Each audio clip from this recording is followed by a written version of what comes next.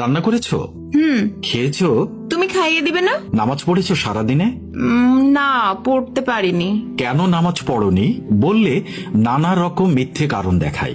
শুনেছি ভালোবাসার মানুষের জন্য উত্তম শাস্তি হচ্ছে ভালোবাসাটুকু কেড়ে নেওয়া। ভালোবাসাটুকু কেড়ে নিলেই তখন বুঝতে পারা যায় ভুলটা আসলে কোথায় ছিল। আমিও এখন থেকে তাই করব। বাথরুম থেকে বাথওয়ার্ক শেষে বাসার নিচে দোকানে গিয়ে সিগারেট কিনে ঘরে এসে ধরালাম। সঙ্গে সঙ্গে সিগারেটের গন্ধ পেয়ে বউ লাফিয়ে এলো, এসে বলল, হেই, তুমি সিগারেট খাচ্ছো? হ্যাঁ তো। তুমি না আমাকে প্রমিস করেছিলে? মিথ্যে ছিল সে প্রমিস। সিগারেট ফেলে দাও বলছি। বেশি বাড়াবাড়ি না করে চুপচাপ খেয়ে ঘুমিয়ে পড়ো।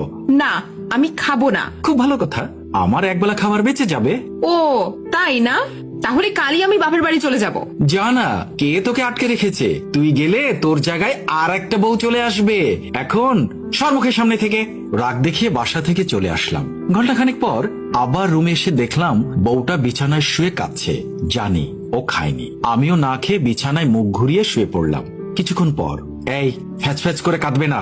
টেবিলের উপর খাবার রাখা আছে। তোর ওই জঘন্য রান্না খাওয়া যায়? আমি সন্ধ্যায় ফেরার সময় হোটেল থেকে খেয়ে এসেছি।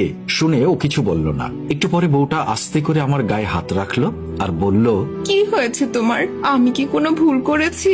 না, তোমাকে আমার আর ভাল লাগে না। তাহলে আমি কি করব? মরে যাব?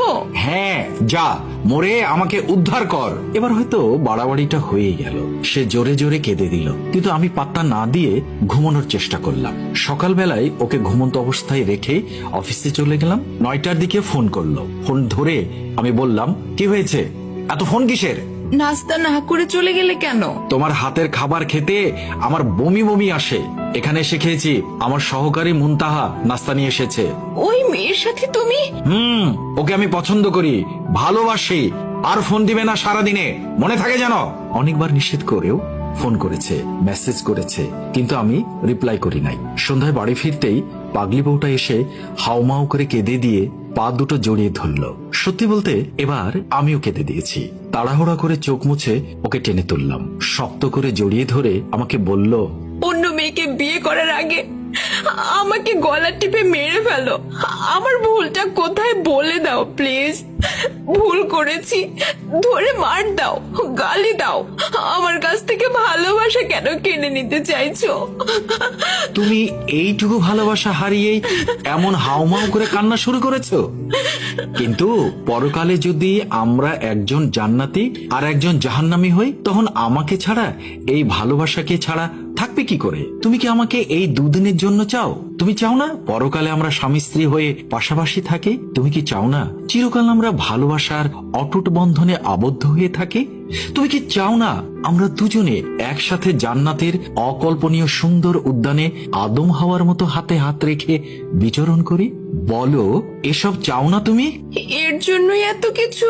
মুখে বললেই তো হতো। সেটা আমি অনেকবার বলেছি, কিন্তু কাজে আসেনি। একথাটা বলতে বলতেই ভোরবেলা স্বপ্নে দেখছি কেউ একজন আমার কান ধরে টানছে। ঘুম থেকে উঠে দেখি আমার বউটা এরকম করছে। মুচকি একটা হাসির মাধ্যমে প্রকাশ করলাম, প্রিয়, তোমার থেকে কান টানা খেয়ে ফজরে নামাজে যেতে অনেক বেশি ভালো লাগে। মহান আল্লাহ পাক আমার মতো মিসকিন ভাইদের এরকম যেন বউ দেন। আমিন। সুম্মা আমিন।